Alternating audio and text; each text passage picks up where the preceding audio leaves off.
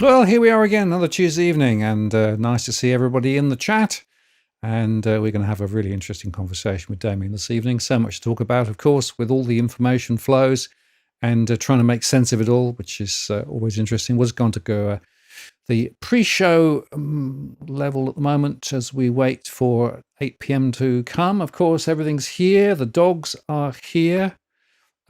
Looking as though they couldn't possibly move at all, but they've been quite buoyant this morning. And of course, it's bin collection day, so we might get a couple of woofs from them. And here is the studio. You can see Damien teed up, ready to come in over there. And everything else is working as normal with the chat and the multi-view and the other screens that I use during the show. So everything is running. So I think we are set fair for a very interesting show this evening. And nice to see some new names and some old faithfuls back in the chat there. It's always great to have you on this evening. Right, let's take the pre-show off. Let's start the show properly. I'll be back in just a moment.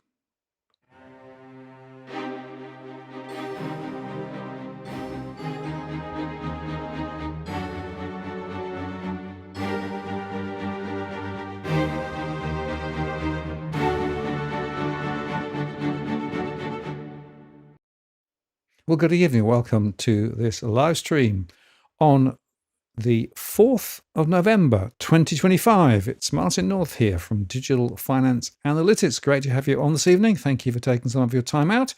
And nice to have you there in the chat and also watching the show tonight.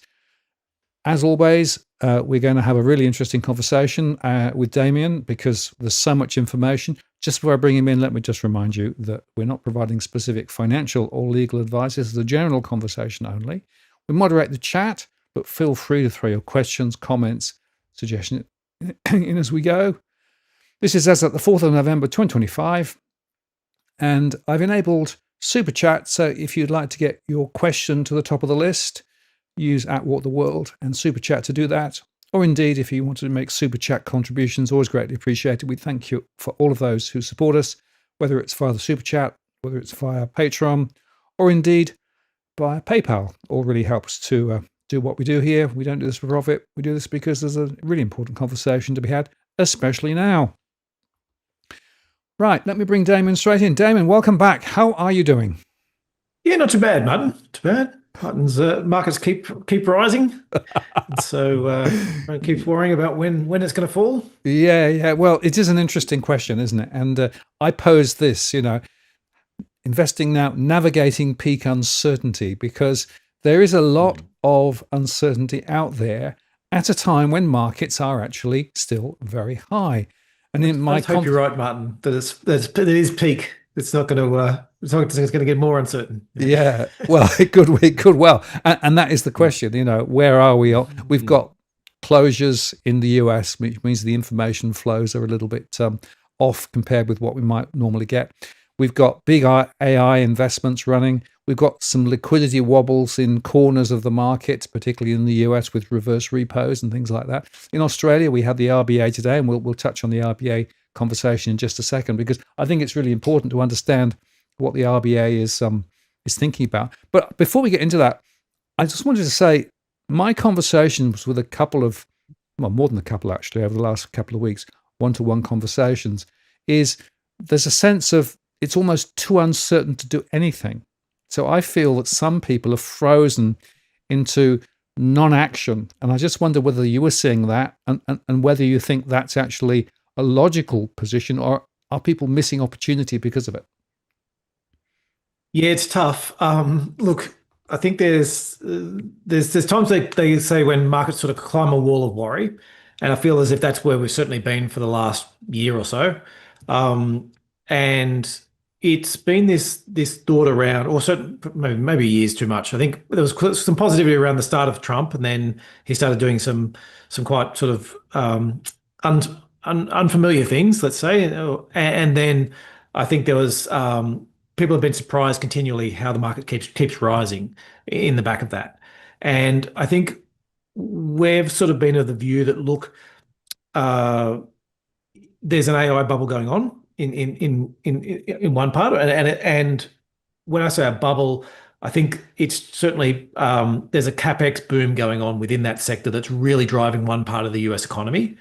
And so you need to sort of say there's multiple things going on. Yes, there's a whole bunch of things going on in a whole bunch of sectors that might be quite negative, but actually there's how much of the positivity is coming out of that one sector, and then how what's happening elsewhere in the world, and is what is happening going to be enough to throw it off kilter, and it might be, but by the same token, that it might not be, and it's this point about saying, well, if you keep investing for the worst case all the time, then you'll always be sitting in cash, and we're sort of trying to, I think we're certainly getting to quite high valuations at the moment at an aggregate level, but there's also a lot of stocks that are actually quite cheap at the moment relative to some of their history. And so it's a matter of saying, do I want to pay up for this high growth AI stocks, and how much do I want to pay for them, and then how much I'm willing to pay for just an ordinary stock that sort of doesn't have as good growth prospects.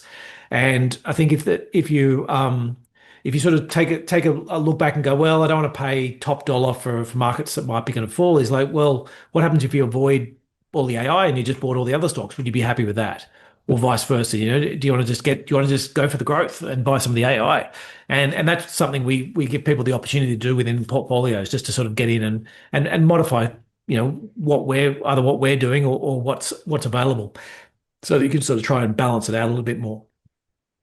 Yeah, very good. As somebody was saying, hey, you're wobbling the camera. I think it's me wobbling the table, actually, getting excited with my.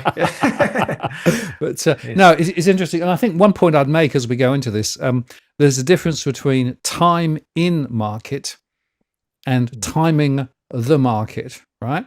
And I've always believed that it's very hard to time the market. You can do a lot of analysis and you can try and work out where the opportunities lie.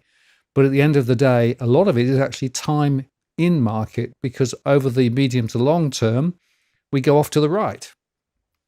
Yeah, that's right. And there's sort of there's three things I sort of highlight with these, or three different ways you can try and play this. Some people, like ourselves, within our sort of tactical funds, basically have the view that, look, you've got your standard version, and what your standard sort of holdings in terms of what your risk allocation is. So let's say you're going to be 70% stocks and 30% cash and bonds.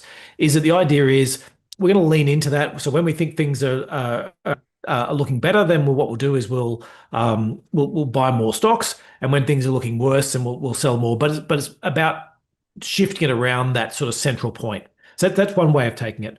Another way is when the people say, look, markets go up and they go down, I'm just going to invest and keep investing over time, and just take it the fact that sometimes it'll be good for me, sometimes it'll be bad for me, but over the long term, I'll actually make more money out of it.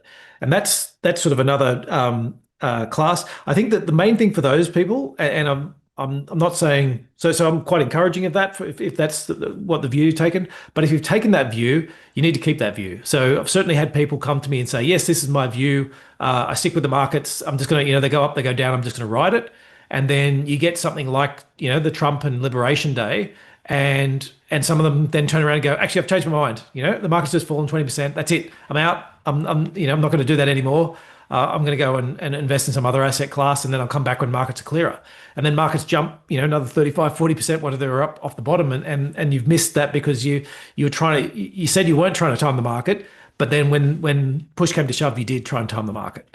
And so I think there's that there's sort of two angles around that. And then the other one is the person who just says, yes, I'm going to time it. I'm going to jump in. I'm going to jump out. I'm going to go to 100% in. I'm going to be 100% out. And so that one, look, there's some people who think they can do it, and some people, I think there's a couple of things I'd like to highlight with that. Every time you make a decision to get out of the market, you need to make another decision getting into the market. So you need to get two things right. And secondly, the other thing is with it is there can be some big tax consequences for that. So, if your markets have risen 20% and you've sold out all your gains, that's great.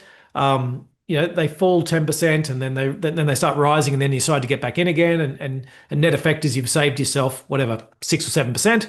Well, maybe you've just spent that in tax anyway. because you've just realized a 20% capital gain and whatever you're going to pay on that 20% capital gain. And so there's that idea that if you're going to be constantly flipping in and out of markets, great for stockbrokers. They'll love you. There's lots of commissions that get paid. Great for the tax man. They love you as well. But that idea of that compounding returns can be, you can really miss out on some gains. And so, keeping an eye on that and just thinking, well, if I do think markets are going to be down by 10%, well, what's my tax bill going to be if I sell it? What versus, how much am I going to save, and what's that net trip? And if I get it exactly right, some of these is like, yes, if I sold it exactly at the top and bought it exactly at the bottom, sometimes you can even look and say the tax just wasn't worth it. Yeah, and the point there is that if you do zig and zag on your strategy, you're going to end up essentially knocking the good returns that are potentially there out, and potentially not getting the timing right. So all of those things I think are important, and so you need to stick to your guns. And Yeah. I remember in the 2007 drops, I was on the ABC a few times talking about some of those things and saying it amazes me that people are now bailing out when stocks have already dropped significantly. And actually, that's probably the very last time to bail out, because effectively you've lost all of that momentum that you'd created previously. It'll come back, and of course, markets did come back ultimately. But when you're in the midst of that sort of run for the exits, it's worth remembering, of course, that a lot of the professional investors trade liquidity, and a lot of them have already pre-positioned ahead. So effectively, they're the ones who are actually protected, whereas ordinary investors, they rely on those ordinary investors panicking and then selling at the wrong point. Absolutely, absolutely, and we'll talk about that a little bit later when we talk about more about the AI boom, because that's what we're speaking a little bit. I think some of those ones for retail investors who are certainly still piling into the whole AI boom. At some point, I think there will be some good markers that'll come from when we're starting to really peak in that, and something for us to watch. Okay, well, let's just talk about the RBA briefly, because of course they had their announcement today, and not surprisingly, perhaps they didn't move the cash rate, and they highlighted the fact that inflation had picked up recently. Headline inflation rose sharply, they said, to 3.2%, and the underlying inflation was due to temporary factors. They said, well, yeah, interesting. Underlying inflation, though, is likely to rise above 3% in coming quarters before settling at 2.6% in 2027. It's like, Nirvana just around the corner always, right? It'll be okay. It'll okay. And this is the trimmed mean inflation targeting, and you can see there the peak up, right? So November 2025, we're suddenly seeing, a bit of a hump, but it's going to come back down. Now, that could be sheeted to the electricity and other bits and pieces, although actually, interestingly, also, they did adjust their unemployment rate forecast to 4.4 rather than 4.3%, which is still, I think, quite generous with regard to what could happen. And I just want to show you this. IFM did a quite interesting inflation stickiness model based on the Atlanta Fed, but for Australia. And they were highlighting that stickiness is, not too bad. So maybe it is temporary. So that was really the sort of the takeout. And I guess the sort of the observation here was that, they went on to say things like, well, housing market is strengthening, and that may be a good thing. Wages growth is easing. Uncertainty in the global economy remains elevated, and they think that the monetary policy remains a little restrictive. The lags are still there. Uncertainties, and it's interesting how uncertainty again basically continues to wobble through all their conversations, hence my my title for this show. And they're basically saying that they maintain the cash level this time, and there is evidence of more persistent inflation, etc., and they'll be attentive to the data. So,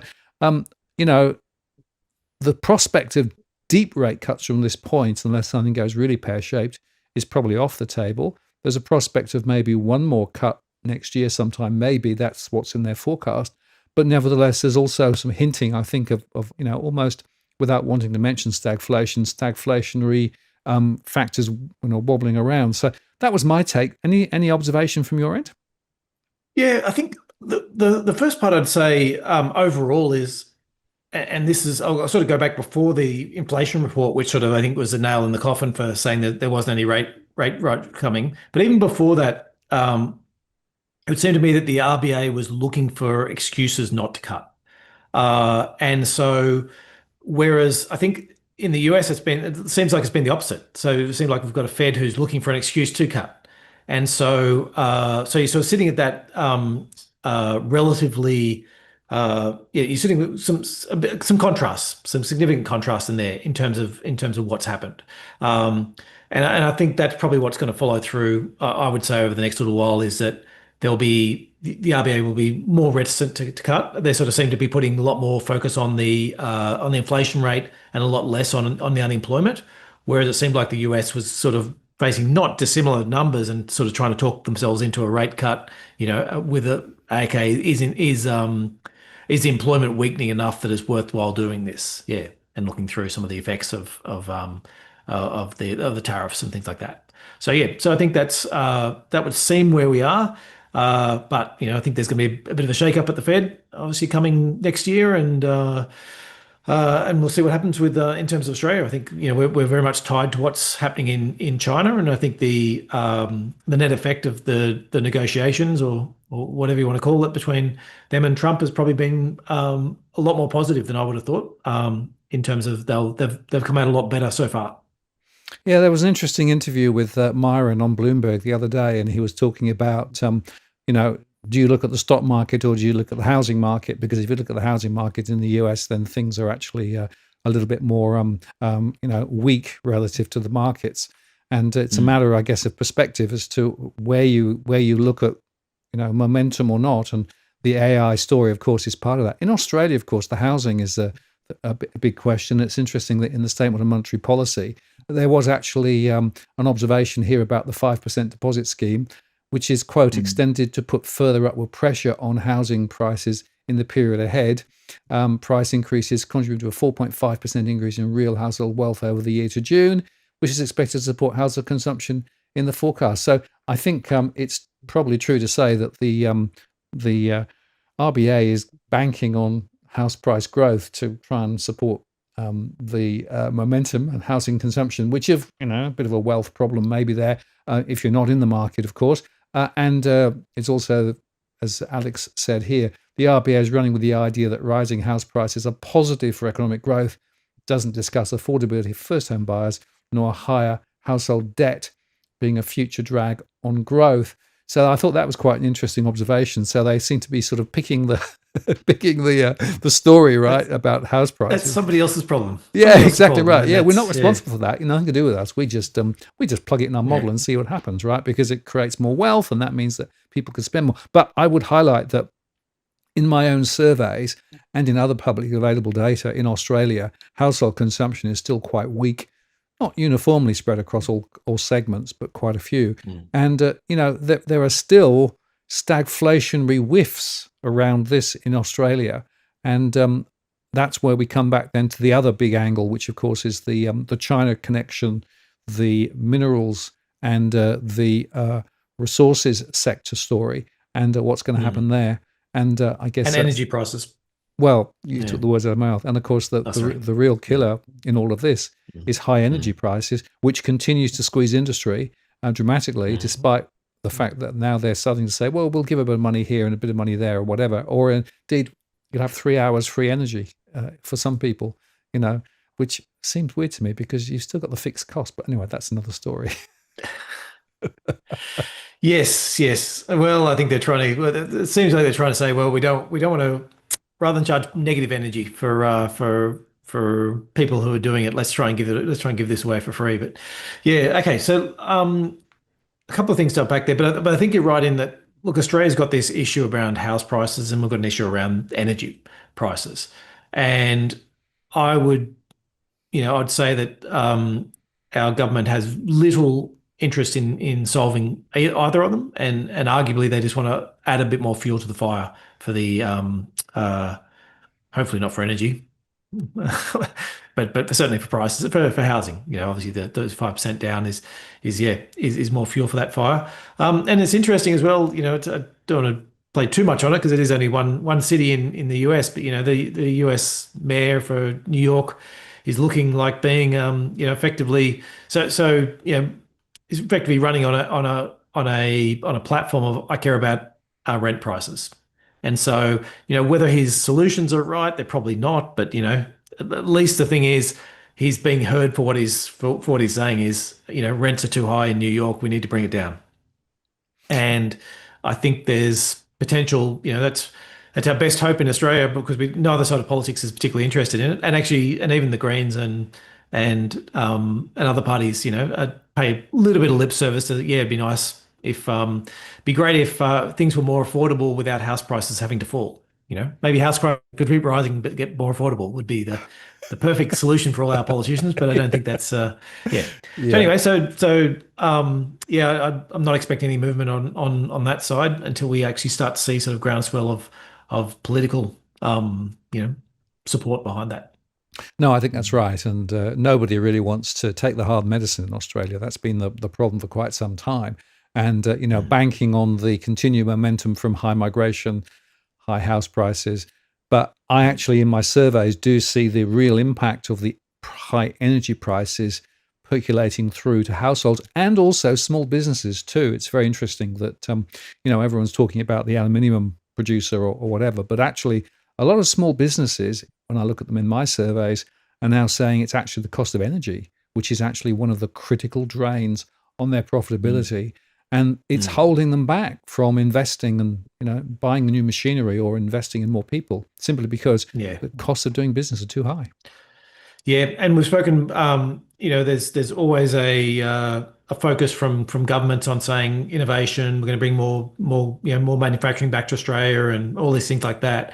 Look, if you've got high energy, some of the higher energy prices in the world, then you're not going to bring it. There's just um, it's so much easier to start up these businesses when you do have the lower energy prices.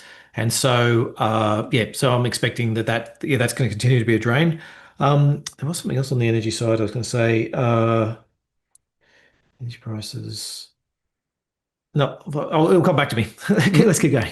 Yeah, cool. All right. Let me just bring a couple of other uncertainties to the table, right? And the one here, which is that the shutdown, the latest betting on it from Polymarket is it could be 61 days shutdown, which is doubling the record, right? And there are around Hmm. 3,000 employees in the US in the air traffic control sector now short because they've dialed in sick because they're not being paid. You've got this one, which I thought was quite interesting. The global stock exchange market capitalization reached a new record high again, 148 trillion. We've got this one here, which is effectively the price to book value is backed 5.3 times relative to 5.1 times in 2001 was .com, and you look at the earlier ones there, and you've got things like the margin debt, which is rising significantly and is a lot higher than it was even in 2021 or 2018 or 2007. So there are a few interesting observations there in terms of, is that a problem? And then, of course, you've got this one, which is the cap exchange, tech capex being absolutely going through the roof. And you can see it here being built. And it's tripled since the second quarter of 2023. Amazon, of course, is there and a few others too. And this old question about this relationship between all of these different players of different sizes, from the Oracles and Intels through to the Open AIs, money flowing all over the place. And is that a Ponzi? And of course, the old MIT survey, which was actually a quite limited survey, by the way, so don't take too much from this, but saying that 95% of companies who invested in AI are not seeing any return yet. So it is quite interesting when you start put this together. So there's a level of Hmm. uncertainty and noise in all of this, which I find quite interesting. And so going back to this navigating uncertainty, how do you pull this apart, Damien? And how do you make good investment decisions with all this uncertainty out there? Yeah, and so I think I could have spent 10 minutes on each of the graphs they're Well, talking feel about. free. So Yeah. I'm gonna let me start going through some of them and sort of bring back. So I think the let's start with the valuation side. Actually, I might jump to um so you had a chart up there about the price to book. Yes. Price to book and price to sales ones, I see quite often these ones popping up because and they are very, very high relative to history. I'm not as convinced with these ones. So that price to book one in particular, book values, the way people account for book values changed quite dramatically about 25 years ago. And so the stuff you see before that is very different. So the big picture change is what used to happen is yeah, I'm in the 1960s. I've got a factory. We're going into a recession. All of a sudden, I just built the factory. I'm going to write it down, and I'll do a write down of my factory. And I'll say, okay, I built it for $10 million. Actually, we're into a recession. It's only worth 5 million now. And then 3 years later, we come roaring out of recession. My factory's at full capacity and everything like that. And I'm like, oh, you know what? I was wrong. I wrote it down, and I'm going to write it back up again, and I'll write it up to whatever, $8 million or whatever I think it's worth now. So that's where you used to do it. Now there's no, once you've written it down, very, very difficult to ever write something back up again. And so what it means is equity goes down and it never comes up. And so that price to book ratio, you're basically looking at a price on the top, which can go up, and this price on the bottom that only ever goes down. And the other thing was you didn't used to have buybacks. And so buybacks also affects your equity. And so I just don't think we're comparing apples with apples when we look at those ones. Price to sales is another one that's very commonly looked at, and we were certainly at record highs on. And when you look at price to sales ratios, the problem with price to sales is margins are also at record highs, and so it's this idea that but the profits aren't. When we do a price to profits, it's not as bad. The price to sales always looks bad, or looks bad because of two factors. One is there's been this switch from manufacturing to services, and so what that means is as you switch from that, generally margins improve. So when you've got to you've got to build some big factory and depreciate it and then make this money from it. Quite often those things are quite low margin, and so yes, you've had that effect, and the second effect is companies have tended to outsource low margin stuff to China and or outsource to private industry. The idea that Warren Buffett came out saying, "Hey, high margins are good. It's quality companies have high margins," which is completely agree with, but it's been taken to heart, and companies have said, "Well, I want high margins." And so one of the ones I use as an example is shipbuilding, which is one of Trump's trying to get shipbuilding back to the US. Is actually the shipbuilders make these really low margins. Who makes all the margins on building ships? Well, it's actually the engine manufacturers and the people doing their specialist components for it, propulsion systems and stuff like that. And so effectively what's happened is people who used to be shipbuilders have said, stuff this, I'm going to get rid of 50% of my sales and outsource it to China or outsource it to Korea or something like that, where they're happy to weld this stuff together at really low margins. And I'll make the high tech stuff where you make really high margins. And so what that's done is that's sort of changed the economy as well. And I try to come back to cash flow or sales margins, and I'll pop up this chart of that I think is very telling about what's happening now. So just to give a bit of background, what I've done is I'm using the top 1,500 stocks by size, and what I've done is taken the biggest 2% of stocks, which is sort of about 35, 36% of the market is within that. Then I've taken the next from 2 to 20%, which is another sort of 36%. And then the middle 60%, and then finally the smallest 20%. And so the blue line we can see on this graph is the biggest, and they're expensive. They're certainly, this top chart is the 12-month forward. The second chart's the 24-month forward. It's certainly at its peaks. But if you look through the rest of the market, it actually looks relatively reasonably priced. Like it's not particularly different to how it's been anytime over the last 25 years. And so when we're looking at the market, you need to be aware we're really looking at this two completely separate parts of the market. One is AI, which is expensive. And secondly, we're looking at expensive and high growth. And then we're looking at this other part of the market, which is just average price at average growth. And so the question really for investors is, how do you want to play this? Do you want to try and invest yourself in companies that are just not in AI at all? You can put together a portfolio that's valued at the same as a portfolio. It's not expensive. It's an average price. You can put together a portfolio without any AI, and that'll be your portfolio. Or you can look at the AI and say, well, actually, do I think it's going to grow? If I think AI is going to grow, say, 10% better than the rest of the market for a 10-year period, then it's probably cheap to buy it at today's values. You'll actually get value for what you're paying. But there's that dichotomy about how do you want to play this, what do you want exposure to, and what don't you want exposure to, and that's where sort of we're headed down the line of going. Look, we are playing in the AI part, but we're sort of nervous about when it's going to finish, and we can talk a little bit more about that later. But there are sort of the we're sort of the bubble can get bigger, I guess is what I'm saying in that market. And so we're sort of most of the stuff we're playing in is the high profitability ones, and a little bit at the sort of pointy end. And then what we're really doing with the rest of our portfolio is going through the stocks and going, okay, which are the sectors which we don't think are going to get hit as bad, and what can you buy them for? So, or which of the sectors have already been hit? So there's certainly sectors like we're looking through a bunch of healthcare stocks which have had a relatively tough time of it, and they're sort of trading on single digit PEs. You can buy those for 9 times earnings, and so pretty much a whole bunch of stocks within that sector. And so it's really it's not a homogenous market. We're not looking at a market where just everything's expensive and nothing's cheap. It really is quite a diverse market that we're looking at. Just one quick question on that chart. That's a Mm. global stock view, right? Yes, that's the top 1,500 stocks, which is about 80% of the world market capitalization. Right. Yeah. And How does it look for Australia? well, I was going to say, how does it look for Australia, and how does it look for the US? Because of course, the US has an even more exalted Oh, proportion of AI, right? yeah. Yeah, well, that biggest 2% is pretty much, if it's not all US, it's pretty close to all Okay. US. Right. Yeah, it's by far and away US. Yeah, you won't see too much different when you break it up for the US. Within Australia, you do. Australia's expensive. Yeah, Yes. is a short Yes. answer.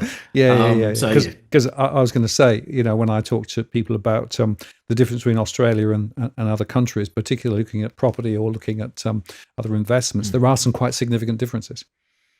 Yes. Yeah. Australia is definitely expensive on all these measures. Yeah, there's stuff within Australia that's not, but I guess as well, it is worth noting that if you look through the top, a lot of the top stocks in Australia, a lot of them are international stocks that just happen to be listed here. Mm. So CSL, Brambles, James Hardie, any of these stocks, they're just global stocks that happen to be listed here. Um, uh, BHP Rio, like the mining stocks are the same. Okay, now you get into the banks. Okay, now they're different. Like they are Australian stocks, and versus the rest of the world, they're roughly double. I think maybe not quite, but it's like 90% higher than the rest of the world in terms of the valuations on the Aussie banks. Um, and then you get into the JB Hi-Fi's and those types of companies that genuinely Australian companies listed here and leveraged to the Australian economy. And so yeah, sort of looking at those, they look a little bit expensive on those things. So clearly, in that 2%, a lot of it's AI related. The Nvidias of Yes. this world and Oh, the what Mag have you, right? 7 Yeah, the Mag yeah, 7, right? yeah. And And then so, you sort of add in a few more like Broadcoms and stuff like that to give you I was some. going to say, and what's happening at the moment is that more people are piling in to the AI story, like, um, some of the old faithfuls like Broadcom, or Mm. Oracle. Those people are sort of now getting on the act as well, trying to Yep. actually climb up the AI ladder. And as we Mm. discussed last time, of course, that's interesting because it suggests that there's a pool of activity around AI which is more than just the Max 7. Yes. Yeah, let's talk about that interrelated chart you had as well. That was a good one. The I'll all bring these it things back going up. on. I feel like you need to update that every couple of days with Yeah, I was going to whatever the say new this one is is. this is about 2 weeks out of date and it's already way old. But Yeah. Well, let me talk I think the Oracle one's interesting in yeah, that um so Oracle's done a deal with OpenAI for $300 billion in cloud expenses, yeah, cost to run the service for them. Oracle hasn't built the servers yet. OpenAI looking like making $13 billion in sales this year and losing money. Um, so you've inked a deal with a company that's gonna needs to raise 300 billion to actually fulfill the deal. The flip side, so then Nvidia then goes and invests 100 billion in OpenAI, and so that's part of that. That's part of your 300 billion. But Oracle's then going to go and spend, billions, probably tens of billions at least. Could be that whole 100 billion, who knows, on that cloud anyway. Like, I mean, if you looked at roughly, yeah, what you put, how much you'd spend in NVIDIA chips to build a data center, 300 billion. Yeah, would you spend a third of it? Probably close to a third of it on, once you kept counting margins and all that type of stuff like that. Yeah, could easily go there. So effectively, it's almost vendor financing. NVIDIA gives the money to OpenAI, OpenAI gives it to Oracle, and Oracle then goes and spends the money back. And so, is that sustainable? Well, no, it's not. There's also within this, if my rough calculations is about two-thirds of all the calculations that are being done in terms of the AI calculations are actually by either people like OpenAI or Cognizant, not Cognizant, complete mental blank on the other on some of the other ones.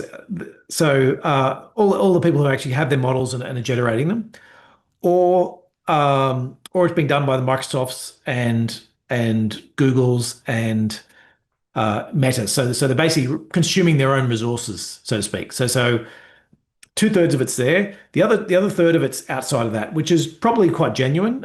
Look, are companies struggling with it? Yeah, I bet they are. I bet companies are not making any money from it. But you would be an extremely brave CEO who said, no, this is never going to work. I'm not going to spend any money on it. Because if you took any of those sectors, I don't know, pick whatever it is. I'm a I'm a Coles or a Woolworths and saying, oh, look, I'm spending money on AI to try and recognize groceries so that I don't need as many people at the cash registers so that I can, scan or whatever it is. Yeah, I'm not saving any money because I still need all the people on the cash registers at the moment. I'm probably got a much bigger data cost now, and I need some people to do the calculations and all this stuff for me. I'm spending more money on it, and I'm not making a benefit from it. But if I'm the one who decides not to, and then all of a sudden my competitors comes good, and they've all of a sudden can cut their prices by 10% because they need fewer staff, that's where it could be a company changing event, and that's so from that perspective. Yeah, I think it's going to be that part of the market. I think people are just going to spend the money, regardless of whether it's working or not. It's going to be very difficult for people not to spend the money for the next couple of years because the danger is you fall behind your competitors. So that's one part of it. The second part, though, and I think is the more important part at the moment, is you put up that graph of the companies with the four companies spending 100 and something billion dollars in capex. So that's sort of about 1% of US GDP that they're spending. So it's a significant amount, and almost all of that's going to be in the US. That's all coming from profits. These guys have got plenty of money coming in. And in a way, what's happening is, you know, Google is selling ads to you in Australia and people in Europe and all that type of stuff, taking the cash from that and going and building data centers in the US with it. Um, it's these guys are cash flow positive. They are making money on this at the moment, and so that's where the issue about when does the whole thing start, when's the whole thing come unraveled is like, well, I'm more concerned when we start seeing the debt financed ones, the ones like we saw in Oracle. That's the concerning ones where it's debt financed. The guys haven't got the money yet. If capital markets close and OpenAI can't raise the money, then that deal's dead. But if they stay open, then you know Oracle makes enough money from these deals to pay down their debt and to get themselves into a better position. And I look at Oracle as that Rorschach test. I think I spoke about it last time about what you think about the AI thing. It's either terrible that the whole thing's going to come unraveled, and if the AI boom stops in the next 6 months to probably maybe 18 months, they're going to be in trouble. If it goes longer than that, they'll have made enough money, they'll have paid their debt down. They actually could be one of the real winners in this because if you're buying data, and this is why OpenAI has effectively gone to them, OpenAI is looking and going, well, Microsoft's competing with me, Google's competing with me. When you look at NVIDIA, they're like looking at I'm sorry, and AWS as well. When you look at NVIDIA, they're like, well, Google's out there trying to create chips to compete with my chips. So's Amazon, so's Microsoft. There's Oracle's one of the few players in the industry who isn't trying to actively compete with all their customers. And so, if they can hold on long enough, or the boom lasts long enough, that they get to pay down all that debt, then they could be a real winner out of this whole thing. And so I think that's the point with this is um, you can look at things and say, yeah, this thing doesn't make sense, and it shouldn't. If everything went to normal right now, it's all going to end in tears. But if it keeps flowing for long enough, then that sort of other things come out and money gets made and you can reach levels that you may not have expected. And that's the danger of saying, no, I'm going to sit this whole thing out. It's all going to end tomorrow. Well, if you're right, it's ending tomorrow. Yes, sit it out. But if you're like, oh, it's going to all end sometime in the next 5 years, well, 5 years is a long time. Things can happen. Other things can change. And so that's where staying invested can really help. Um, Just a what other charts did you have up there? couple of quick Yeah. observations. Mm, Firstly, there's a bit of an interesting discussion now about depreciation life cycles of some of this tech, right? How quickly will those AI chips be replaced with ones that are much more valuable because they're more powerful, or even mm, the infrastructure around data centers? It takes a bit of time to build them, and some people are drawing analogies between what's happening now with data centers and what happened at the dot-com boom bust period when there mm. was a lot of dark fiber being invested in by telcos. A number of telcos disappeared, but actually the dark fiber ultimately got got used. And the other angle here is people like Caterpillar, which you wouldn't necessarily think would actually Mm. be impacted positively by AI, but they actually said in their recent results they were having huge demand because they're actually involved in the construction of data centers, partly because, of course, they have all of the machinery to do it, but also they're more actively involved too. So it shows you once again that the waves from that AI investment are spilling out more broadly too. Well, yeah, and 1% of GDP from just four Yep. companies making up. It's just crazy. I mean, and we saw this happen in Australia. We saw it with our whole boom when we had our mining. Back in the mining boom, all that money and all that capex that was thrown at it. Now, one of the benefits from the US is, in a way, is because Trump's been doing all this stuff with tariffs and it's on and it's off again, and other parts of the economy are quite slow. That may actually end up being a good thing we've got this boom going on in AI. Okay, they're not competing as much with power because there's less demand for power. They're not competing as much for construction equipment that might have otherwise been out, building houses and buildings and things like that. So I think there's this real, there's lots of nuance within this and unintended consequences. And sometimes things that Trump is doing that's bad for the economy might actually end up being a good thing because it just makes way for the AI to boom to sort of continue at more reasonable prices without having to pay crazy prices for things. Oh, and I remember that reminded me what I forgot to talk about before, which is related to this in a way, is the energy side. Yes. Is that and because some of this is happening in Australia as well, and because it tends to want to happen in developed countries, even though the power prices might be high, because you can get to the staff who can do it and have the knowledge to do it. But the thing is, the rough costs around this is, let me just get the figures right, is I think you can buy these NVIDIA chips and then lease them out, and your costs end up being $3 or $4 per gigawatt hour. Sorry, no, per sort of GPU hour. And so that's sort of your cost, $3 or $4. Now you can sell these things at the moment for like $10 on long-term leases. So these guys are making great money on this. Um, the power cost within this is like 7 cents. So power prices for an AI center who needs the power, problems getting it up and running. But once you've got it up and running, if power prices quadrupled, you go from 7 cents to 28 cents, it's a drop in the bucket. Mm. You're not going to notice it. They, and which is why they can squeeze out the consumers and they can squeeze out those other sectors that actually do care about power prices. If power prices quadruple in the rest of the sector, they care. But that puts that extra pressure on a lot of the energy side to actually get this up and running. And so, look, we've looked through that sector. We've actually sold out a number of the players we had in that. We've sort of still got a number of service players, but we were just looking at them last week. You look through the companies that are involved in that power sector, doing like um, the turbines and the sort of the real heavy machinery of making the power.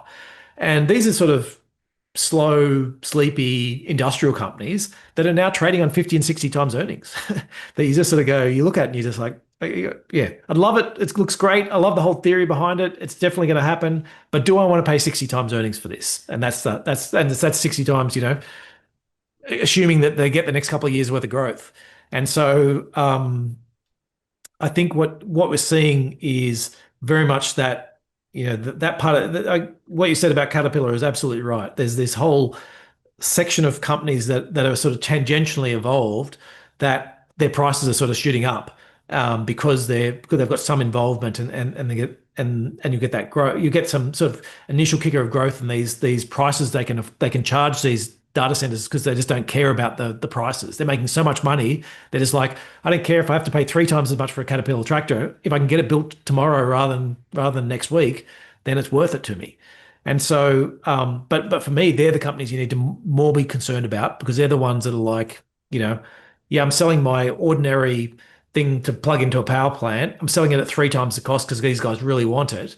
But at some point in the future, all of a sudden I go back to the normal cost because the demand goes away, and I get this double or triple whammy where the demand falls, and then I go back to normal pricing, and then everyone's just built these new factories to build these things, and so everyone's trying to flood the market, and you can get some real drop offs in some of those.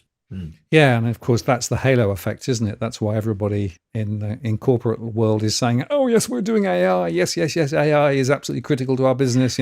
Business strategy, Yeah, and we're investing a lot in it, and we're training people." It's all about trying to actually get on the back of the rally.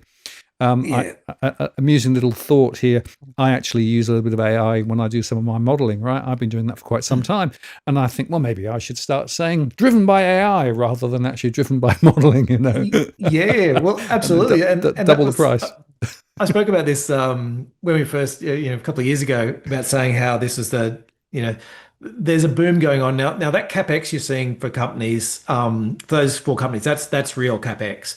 If you sort of did a line of how much spending's happening in AI around the economy, it'll be some crazy number that you're just like, wow, how did they get that high?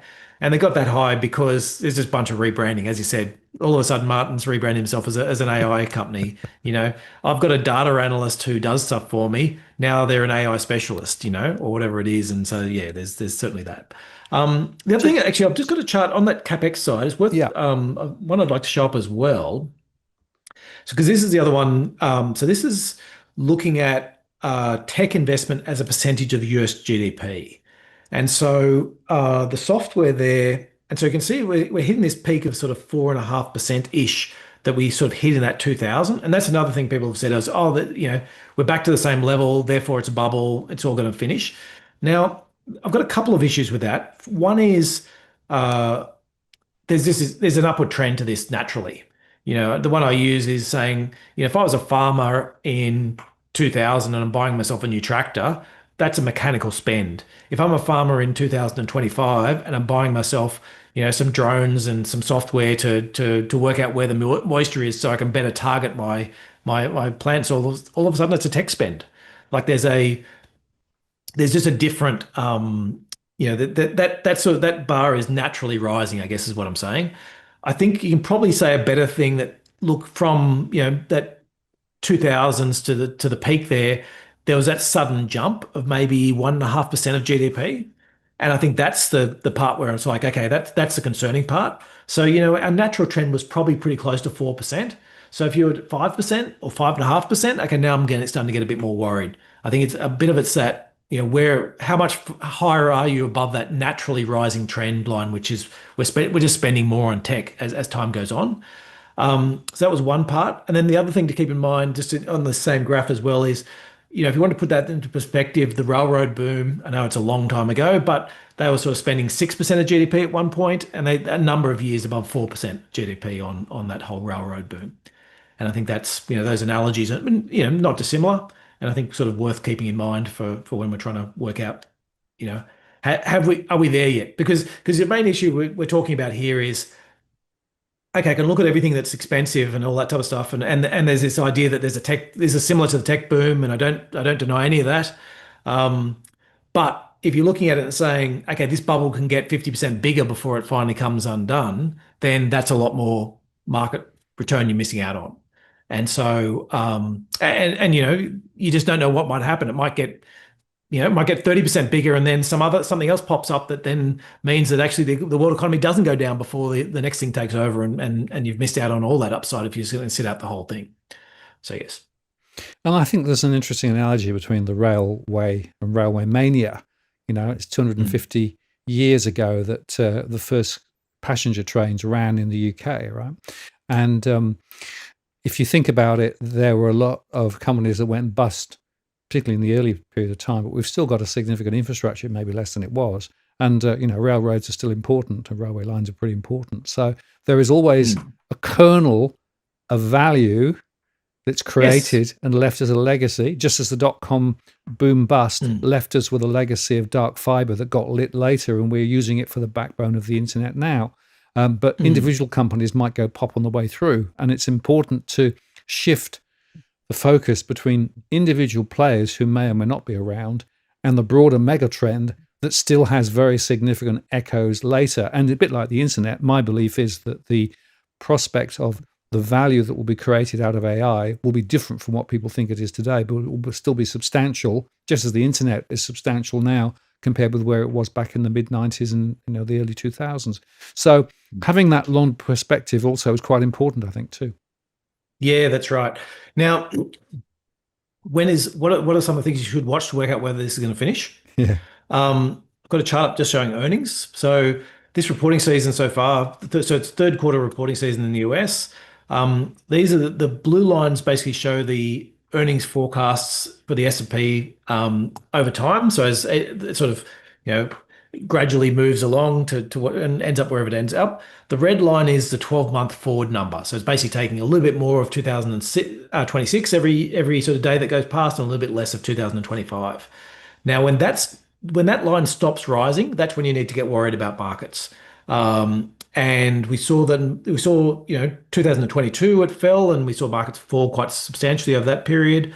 We saw this wobble earlier on this year where the earnings expectations fell, and when we saw markets fall at the same time. But we're on this bit of a rocket ship at the moment. So yeah, look, maybe this will come unstuck at some point, but at the moment, those profits upgrades are still there. And the other thing I just want to highlight along this same lines, I'll jump to um, there's this concept. Yeah, broadly, if you think about markets, you can say economies. You can say there's a US, there's a government sector, there's a household sector, there's a foreign sector about in terms of trading, and then you've got the corporates. And what I'm showing up on this screen is something from uh, Hussman, who puts this one together, which I quite like, which is basically showing what's your corporate free cash flow in blue, and then what's the deficits of US government, households, and foreign trading partners in red. And there's a pretty good inverse correlation between it because the whole thing sort of fits together because it's, you know, if the US government's out there spending more money, then that money is accruing to one of the other parts of the economy or it's flowing overseas. And usually corporates are really good at capturing that money. So when governments are out there spending lots, corporate profits tend to be high. And that's where we are at the moment. So if you think Doge is coming back and Elon in his chainsaw, then I'd be a lot more concerned about the whole thing. But if that's sort of if you think that they've put that behind them and deficits are just going to get larger, then uh, corporate profits are probably going to stay pretty healthy until we see at least one of those economies, one of those parts of the economy start to pull back. Yes, absolutely. And it is fascinating to just watch this play out. Jason actually floated a question earlier on about the Microsoft investment in Australia, right? Because Microsoft, I think, is going to invest it's like 15 billion, I think, in a data center in Australia. Interesting Mm. in the context of power in Australia, right? Power in Australia, we pay some of the highest costs around the place. So I'm thinking, interesting. What happens if power prices go up there? But your point is dead right. They can afford it, right? Because They it's don't a care. relatively small Yeah, that's right. proportion. So it's the rest of the Mm. economy and the rest of households that effectively get to pick up the bill. Yes, yeah, that's right. And the other thing they're finding, particularly in the US now, there's a couple of particular sectors, so a couple particular regions. I think North Carolina. There's a couple of ones anyway that where they've built enough of these data centers that they're really starting to influence local power prices are really starting to shoot up. And so and you know that's definitely an issue in terms of social license. Absolutely, and as Jason said, it's sad for ordinary consumers, and that's the point. You know, we at the end of this, they end up with the dab end of the stick because we don't have the same margins as some of the AI companies. So, Mm. you know, thinking about the story then in terms of the markets, you've got this idea of there are potentially other sectors of the market that are actually of protection more interesting than the AI ones because they haven't gone up as far yet and they're bubbling along like healthcare and those sorts of things. And you know, there are things that Mm. people have to continue to buy whether they want to or whether they have to. Um, Suggests that as well as thinking about the AI story, it's important to think beyond AI too. Yeah, yeah, absolutely. I think there's, I mean, you need a diversified portfolio regardless, Mm. but I think it's well worth, well, right now, more than any time over the last 10 years, there's this massive divergence in what you can get. And so, you know, the pricing is roughly, I would say about, I'm just trying to think because it's gone up a little bit since I last calculated. I would say you're talking about if you think AI companies can do 10% per annum better than the rest of the market for the next 10 years, then you should be buying AI companies because it's still a fair price at that. If you think they're only going to do 5% better or it's going to finish in 5 years, now you're like, okay, now it's a bit dicier and maybe they're overpriced or whatever it is. Having said that, again, you know, even within these, there's still quite big divergences. You know, there's the question is, do you want to buy stocks that have basically got no earnings and it's all in the future, or do you want to buy the ones that are actually spitting off heaps of cash and still reinvesting that back in? And so you know, there's still you know enough room to play, or do you want to go for something probably closer to the middle, something like an Oracle, which is sort of not losing money, but they're about to reinvest more than what they've got and really take a huge swing at the whole AI part. Yeah, And very so interesting. yeah. That I just want to give another perspective because I think this is quite an interesting perspective too. And it's this chart here. This is actually looking at the SP 500 bull and bear markets total returns from 1949 to 2025. And I guess Mm. the thing to highlight when we talked about ups and downs and things. Actually, if you look at that trend, you can see that the markets are spending much more time going up to the right than the relatively minor corrections that we've had during that Mm. period. I think that longer term perspective is actually really important for those who actually are thinking about investing in the markets. Yes, yes, absolutely. And I'm just trying to see where we're sitting in that on that last one, down 19%. I suppose that was just before, oh, that was June 2025. Right. Okay. Yeah, And then you've started the next correct, rise up from that. I was correct. suspecting it didn't feel like 78%, but and it's probably 30 something percent, I think already on that. The next, like Yeah, if you yeah. extended that to today, I think it's I 30 think it's something percent slightly at out of least. date now, but my general point Mm. was just look at the mapping of bulls versus bears. That's a really Mm. interesting observation on markets, isn't it? Yeah, yeah, absolutely. And that's what you're here to play for, I guess. I mean, big picture wise, um, earnings sort of grow over the long term at sort of 6-ish percent. Earnings per share grow at sort of 6-ish percent. Um, and so, and if you sort of look through that, you know, part of that's going to be inflation. Part of that's share buybacks and things like that that sort of give you a little bit more sort of juicing of that. And then so if that's what you can get, and so valuations don't change, you're getting that 6% plus whatever your yield is. And so the yield on the US, if you sort of count the buybacks and other cash they're putting back through, you know, you're talking 2-3% at least. And so and you can sort of maybe 4% if depending upon how you want to calculate it. So that sort of gives you that, you know, are you going to get somewhere 8 to 10% growth in the long term? Is that if valuations don't change? Now you're going to go through periods where earnings are going to grow a lot faster. You're going to go through earnings where earnings will grow slower. You go through periods where earnings will margins will valuation multiples will expand and contract, and that sort of gives you some of that. But that idea that I can buy this asset and get that sort of long-term return, that's what you're really looking for. But knowing that there's going to be some wild years in there.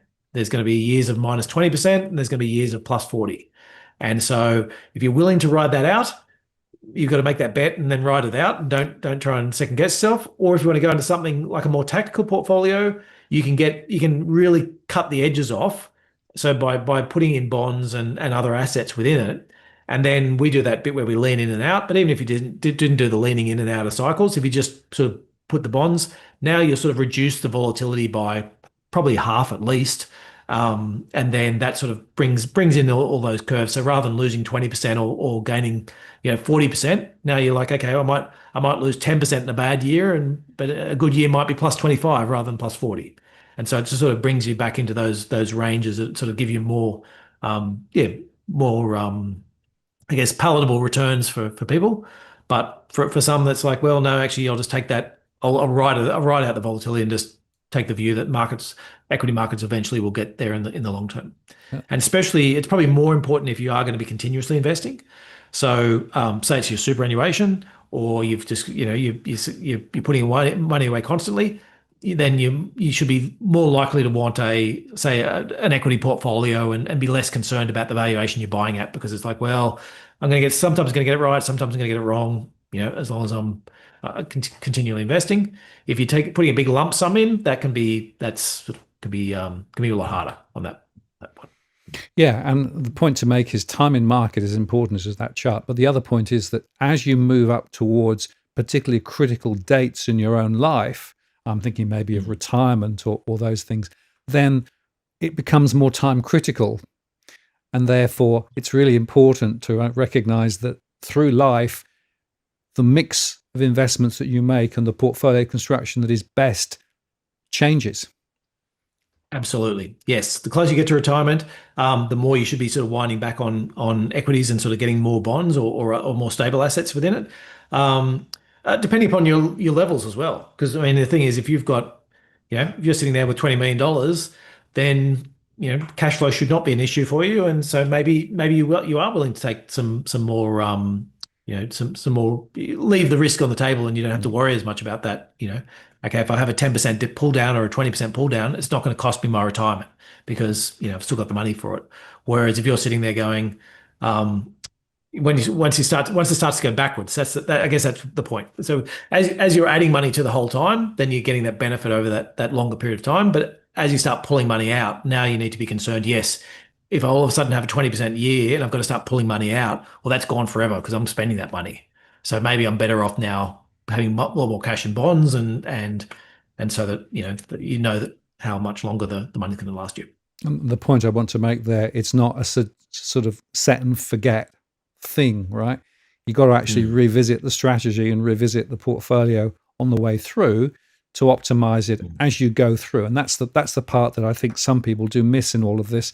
And if you're sort of sitting in a fund that is sort of just vaguely managed, maybe that is not necessarily taking adequate account of the life stage changes that actually come through. Yes, absolutely.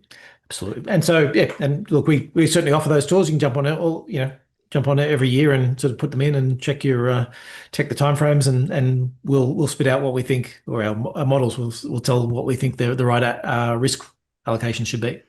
Now let's talk about risk allocation another way, because of course volatility is something that people are concerned about. And I want to put up this particular chart. This is, hang on, what happened? Didn't work. Okay, forget that. I was going to put the gold price up, but it didn't seem to want to come up, right? So gold actually hit, 4400. It's just down to 4,000 now. What is... I have a gold price I can show you. Good. Yeah, let's go there then and get the gold price up.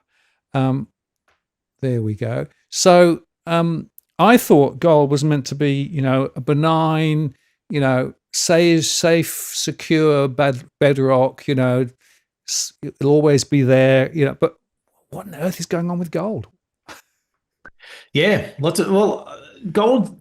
There's a whole bunch of things all pointing in the same direction. I think that's probably the main thing I'd say is I have sort of 7 different drivers of the gold price for me, and some of them are starting to turn at the moment. But that for a little bit there, they're all pointing in the same direction.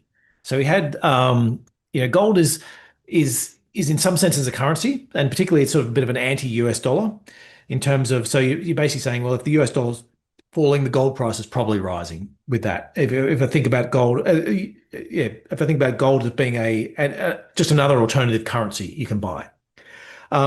It's a inflation hedge, maybe, and how I'll use that maybe is so if you look at this chart that we've got up there, it was a fantastic inflation hedge in the 70s where we had lots of sort of surprise inflation come through. Gold was great return for you. But if you look there from 1980 onwards, from the 80s, we had pretty high inflation throughout most of the 80s and a reasonable part of the 90s. And gold did not do a lot at all to protect you in that period, and you probably lost a lot of money depending upon when you bought it. And so, but it's certainly got a reputation as an inflationary hedge. And so, the idea when you see surprise inflation and stagflation is people will be buying gold. There's a safety trade around it, and the whole idea of geopolitics. When geopolitics gets a bit weird, then you're buying gold for safety purposes. And Trump is throwing a lot of things at the world systems, and there's a lot of change going on, and so that's sort of moving in that positive direction as well. You can use it as another reason people buy it is as an insurance hedge on societal breakdown in terms of saying whatever technology gets knocked out by something from space, or we have natural disasters or whatever it is, and something there's terrorism, there's wars.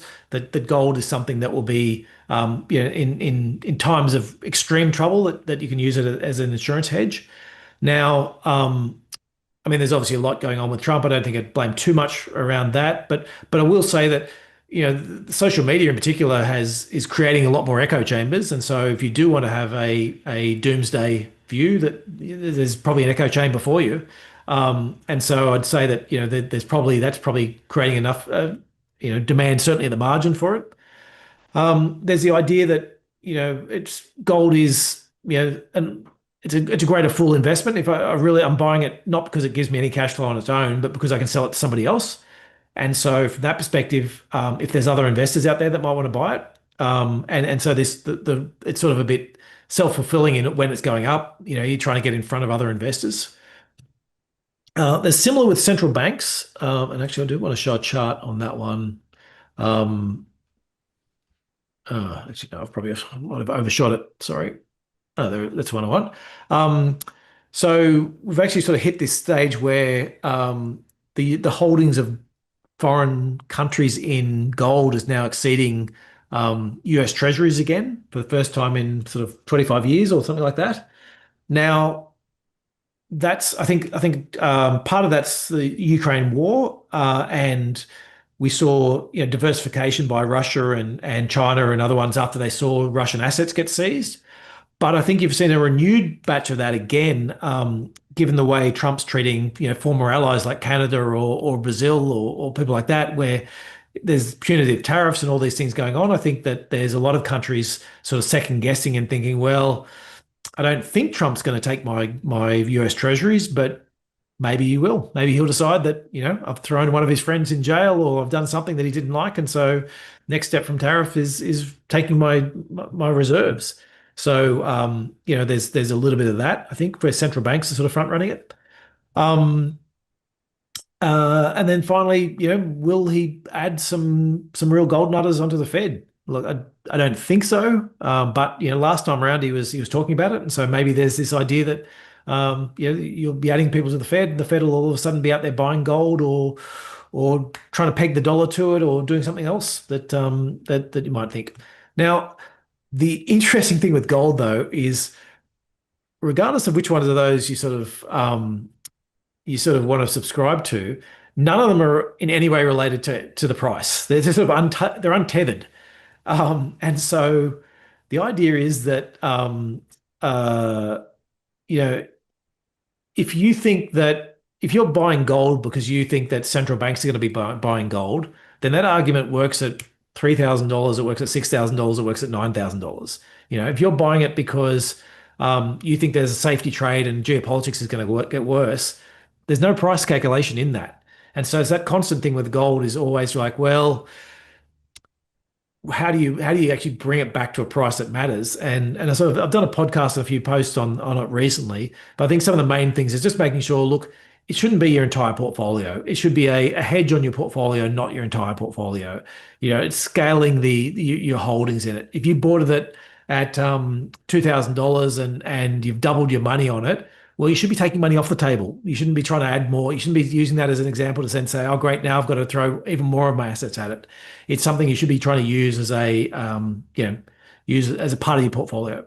So that was one thing with gold. The other thing then is to note that if you're looking for a direct exposure to the gold price, then you do probably want and the movements it's doing. Then you want to go out and get gold, or hedge it to Aussie dollars.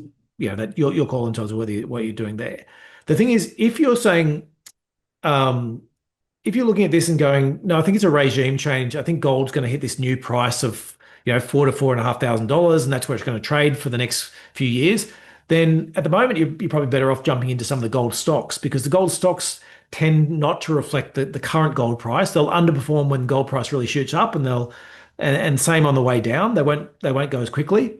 They probably price in, look, it's probably about 12 to 18 month sort of rolling average of whatever the prior gold price was, is sort of what I think you see priced into gold stocks. And so if gold is sort of hitting this new level, then gold stocks will continue to rise as sort of gold forecasts sort of get ratcheted up. If you're going to buy gold stocks, there's sort of four different categories you can do of them. There's the real major stocks, and most of these you can get through our sort of tilts. You can sort of grab for the major stocks. So they're like your massive, yeah, Barrick Gold and these types of things that have got operations in many countries. They've got lots of big gold mines. You're getting exposure to the gold price, and you're really not. It's really not any one individual asset that's gonna sort of affect it. Then the next level down is the sort of mid-tier gold miners. Now those guys are going to be they'll tend to have one big asset and a couple of other smaller ones around. You might not get much country diversification. They're quite likely to get taken over. That's usually the next step, is the big guys start jumping in and buying out the mid-tier ones. Then you've got your sort of small cap gold that probably only have one meaningful operation, and you're really taking this operating risk. So if you do want to try and buy some of the small cap guys, buy a bunch of them, or at least do some really deep research into the ones you're buying, because problems at one operation can just blow you up. And then finally, you have the gold explorers, which are the guys that just they don't have an operating mine. They're out there trying to prove up resources and trying to find something. And the same thing, even more risk within that. You either need really deep research to know what you're getting, or if you're trying to play the gold price by buying those ones, you need to buy a whole broad spread of them, and just recognize that there's lots of other things going on within those, geopolitical risks and all these other factors that can blow up, let alone the actual gold price. Yeah, and it's very important to understand there's a difference between holding physical gold, and of course there's a cost involved in holding physical gold, versus holding the ETFs, which Yes. may have a charge attached to them and other things like that, versus investing in the gold miners, as you say, versus the gold explorers. There is quite a big pantheon of different options out there, and they have quite different characteristics. And sometimes when I read reports, people have got this all scrambled up together. So I think that's the first point.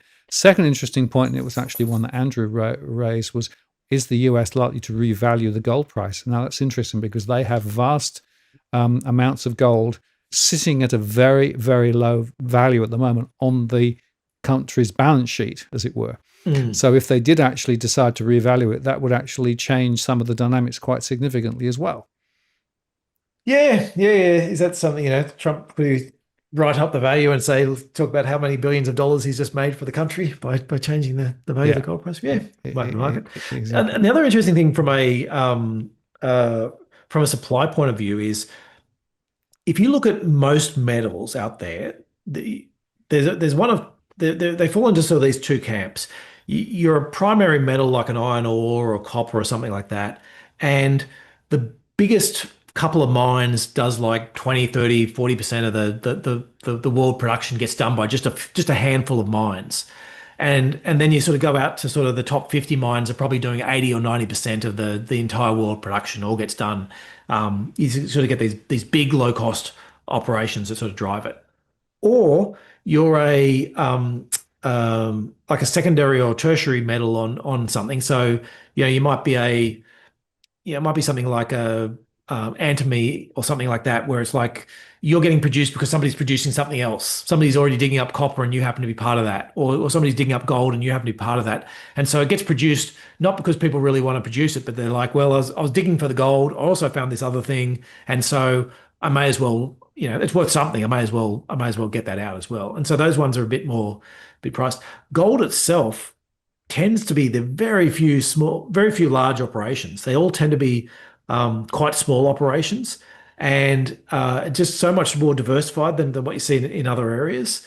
You don't get these mega projects, and you'd get quite small but high grade mines pop up from here to here, from here to there, and there's lots of kind of different countries involved. So if you looked at Australia and went, could you see some real benefits in Australia from this gold mine in terms of the boom going on? In some ways, yeah, you can see some more royalty revenue, but capex in Australia is like 5 billion at the moment. It's not gonna. You can double or triple it, and it's really not going to make that much of a difference to the overall economy. So it's not the same as your sort of mining booms where or the gas boom where one project was doing $50 billion in capex in WA. This is not quite the same magnitude that we're talking about. Absolutely. And as we go into the sort of the last minutes of the show, I just wanted to come back to this other question which I had about the liquidity situation. This slide here. Oops, let me get that one coming in there. That's there me. you go. Yes. I've got too many buttons here. So this one was the overnight repo. Was a big blip up there. The reverse repos also moved up, and the Federal Reserve announced that they were actually reducing their runoff, and actually they've now come to ample reserves. So that there is a sort of a question under the hood here: is the financial plumbing in good fettle or not? And a few people are saying, well, there's a few early warning signs potentially here. Treasury issuance seems reasonable at the moment. Treasury yields have dropped compared with where they were in many areas. But is that an important take, or is this a sort of a minority sport at the moment? What do you think? It's worth watching. I don't think it's. I think the net effect is these types of things to me happen when these happened 10, 20 years ago. The central banks were reticent to try and do things quickly, and they tended to sort of sit on their hands or pontificate about what might be causing it and whether it needed fixing and other things like that. My take is certainly over the last decade, the central banks have basically taken the view that, look, if there's problems in the plumbing, we'll just turn on the fire hose on full blast, and that'll blast out whatever blockages are there, and we're off and running again. So I do think there's it's you can be concerned about this if they continue. I do think there's some government shutdown stuff that's probably causing liquidity stuff as well. So I wouldn't be surprised if we do see different things going on. Then we've got regime change in terms of inflation and quantitative easing rolling off and things being added in other countries. So I fully expect that we will see these issues, but I also do expect that we're going to see central banks rushing to fix it before it gets anywhere dangerous. And so if I'm wrong on that, then markets will tumble. So certainly not. You should be aware it could happen. But I think the central banking has changed dramatically over the last decade or so, and they look upon this now, rightly or wrongly, as if there's a problem, we throw cash at it until it's not a problem anymore, and then we worry about it afterwards. Yeah, and it's worth saying that the repo market in the US is now quite different from where it used to be. It's almost a sort of a permanent facility that people can draw on if needed, and it's like, it's just part of the plumbing, So they've almost got. You could think of it as a sort of an escape valve when there is pressure. So effectively, it's almost set up now to be part of the permanent structure within the financial system. And as you say, central banks, they're all over this. Yeah, and just to put it into perspective as well, the US just gave Argentina of all countries $40 billion to get one of his mates elected. Um, to help their financial plumbing. They're certainly more than willing to, you know, if that's what Trump's willing to do for another country, then if there's any problems at all in the US, I'm sure he's willing to do whatever it takes to turn that fire hose firmly onto his market. Yeah, absolutely. And of course, the deficits in the US continue to rise. The deficits in Australia continue to rise. It seems to be a permanent part of the story, and that's why I come right back to this idea of, well, valuations are continuing to rise, the debts continue to rise. These two things seem to be rising somewhat in the same direction, maybe because they're yin and yang of the same story. Yeah, that's right. And exactly that part we are talking about earlier is that it is the yin and the yang. And when governments are running deficits, companies tend to be making more money. The money's got to go somewhere. It's either going to households or it's going to corporates. And particularly in the US, it's not going to households. Much more likely to be going to corporates.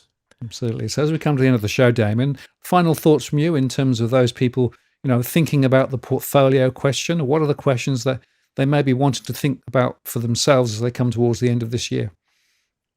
Yeah, I'd be thinking about your portfolio as how much do I want to put into an average price market, which is what you can get sort of XCAI, and then how much do I want to put into AI in terms and how much am I willing to pay for that extra growth that you're getting within it.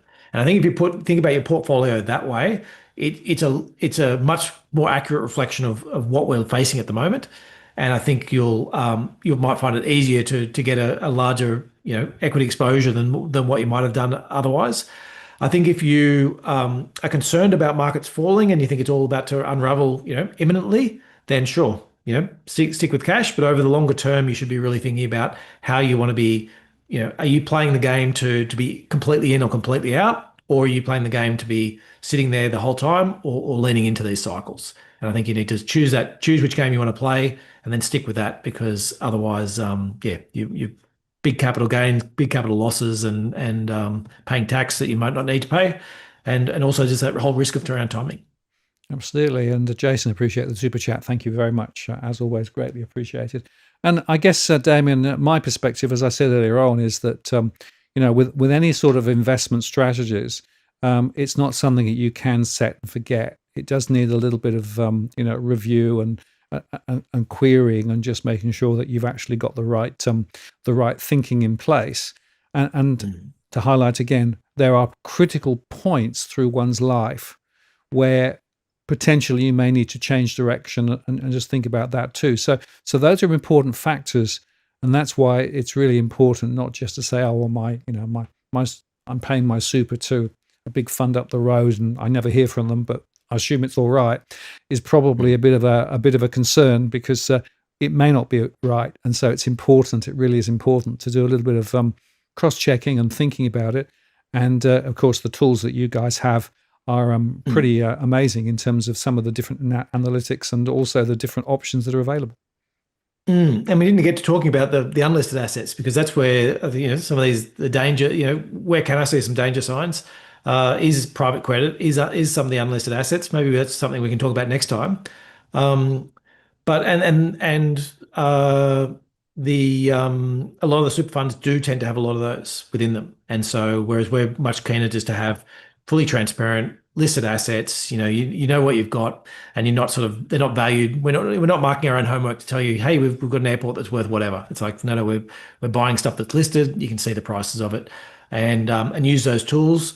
Use the transparency to decide that if you've got other investments elsewhere or you work for a particular company, you work for Woolworths and maybe you get shares from them and you're like, I don't want any more shares in that, so run me my portfolio, but exclude that from my portfolio, or give me, I want more exposure. I've got plenty of exposure to Australian housing. Get me lots of exposure to international markets or something like that. So yeah, all very, very available, easy to customize, and fully transparent. Yeah, and just to say that this whole question of the cockroaches in the system, to quote Jamie Dimon, right? I believe that a lot of those cockroaches are in those private asset classes, and unfortunately, some of the superannuation funds have significant exposures to those and don't necessarily revalue them that often. So as a result of that, there are some interesting questions and the unknown unknowns. Yeah. Yeah. Well, when the proverbial does finally hit the fan, I think that'll be a key area of danger is private equity and private credit. So yeah. Absolutely. But So we'll bring that up earlier next time. I know we yeah. Well, let's add it to the agenda next time. And Damien, you will be back over the next month or two through Christmas and the summer. So I'll look forward to that. But I want to say thank you very much for coming on this evening and sharing your thoughts. As always, really appreciate it. Always really insightful. And we've put links and things below if people want to find out more about the services that are available. And feel free to follow on with that. So Damien, thank you so much. And there's an AI report actually, I think in that link. Hopefully, still is there? Yes. We'll make sure that's And there. you can Wonderful. jump on there and download that. Yeah, excellent. Thank you very much. I'll take you offline and close the show. Thank you, Damien. So there you go. Hope you enjoyed that. I think some really interesting points made tonight. The dogs are still, well, bits of dog are here. I've got one of the big dogs. So Meteor's there, but sort of out of shot. There you go. Well, you're a bit more of, but anyway, she's still here. You might have heard the squeaks earlier on. Next week, it'll be me. I'll be coming back and talking about my latest analysis. I've been doing quite a lot of deep dives on some of the survey results, and we'll look at that. So check out that live show next Tuesday. And of course, I make my daily recorded shows, and there are quite a few recent ones that I think are quite significantly important, including the one relating to the cash situation in Australia and the need to get Treasury to change their strategy with regards to the so-called availability of cash. So check that out too. Thank you very much for spending some time with us this evening. Hope you had a good experience tonight, and appreciate all the questions, comments, and suggestions. We'll look forward to catching you next time. This is Martin North from Digital Finance Analytics, signing off. Take care.